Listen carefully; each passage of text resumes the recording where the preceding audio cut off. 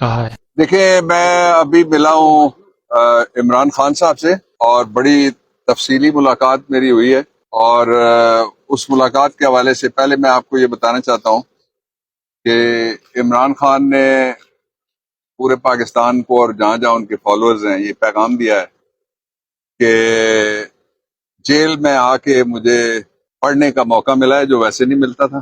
قرآن حکیم تقریباً ختم کر لیا انہوں نے انگلش ترجمے کے ساتھ، عمران خان صاحب نے قرآن حکیم اردو کی بجائے انگلش ترجمے، وہ کہتے ہیں کہ انگلش ترجمہ میں نے پڑھا ہے۔ دوسرا، جو انہوں نے کتاب پڑھی ہے ابن خلدون کے بارے میں۔ تیسری کتاب انہوں نے سیدنا عمر رضی اللہ عنہ ان کے بارے میں اور ان کے دور حکمرانی کے بارے میں پڑھی ہے۔ اور جو چوتھی کتاب انہوں نے پڑھی ہے وہ ایک بڑی زبردست قسم کی کتاب ہے، اور وہ جارج اوون کے 1984 اس کتاب کا نام ہے، 1984۔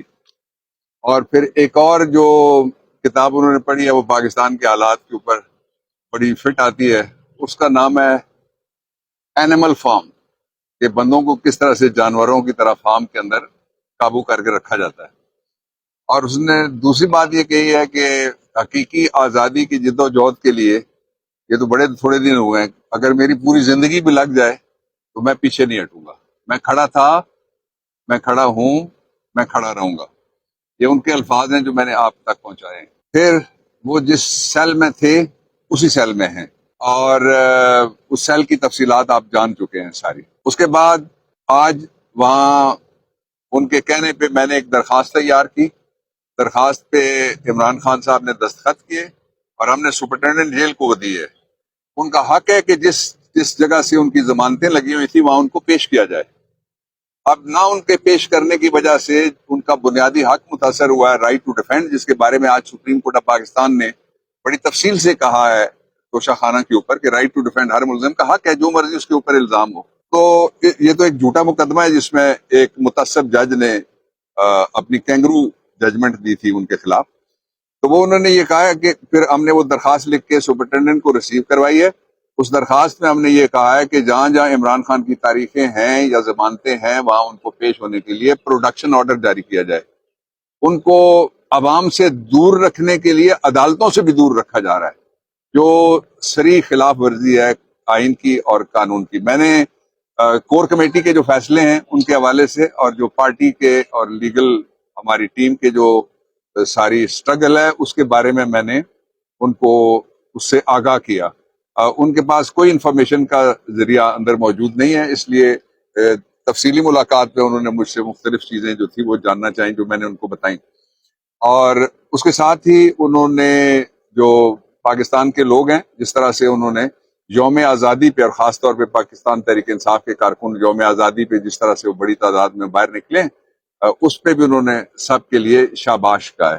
اور پھر انہوں نے یہ کہا کہ پاکستان کو میں صحیح معنوں میں، یہ جس طرح 15 مہینے کے مذاق آپ نے دیکھ لیا، اس مذاق کے نتائج آپ سارے بھگت رہے ہیں، میں بھی بھگت رہا ہوں۔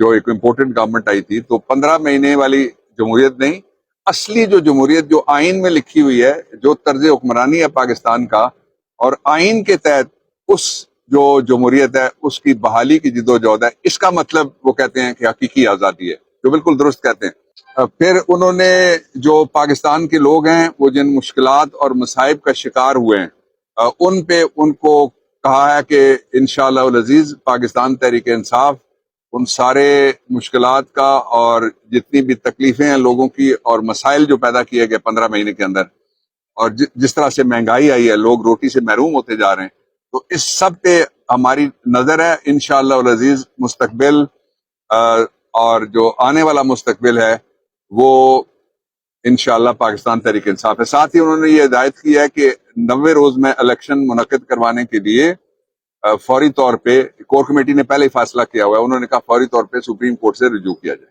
سہولیات، جہاں تک عمران خان کی قید کا تعلق ہے، ان کے لیے سہولیات اجنبی لفظ ہے۔ وہ صحیح معنوں میں جو حضرت یوسف علیہ السلام والی قید تھی بغیر کسی سہولت کے، اس طرح کی ان کی قید ہے۔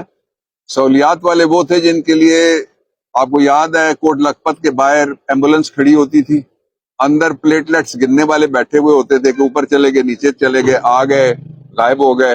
اور پھر اندر انہوں نے کہا گدا دو، گدا دے دیا گیا. انہوں نے کہا ٹیلی ویژن دو، ٹیلی ویژن دے دیا گیا. جب ٹیلی ویژن دیا گیا تو اس میں پی ٹی وی چل رہا تھا. تو آپ کو یاد ہوگا نواز شریف نے کہا میں پی ٹی وی نہیں دیکھوں گا، میں انڈین چینل دیکھوں گا.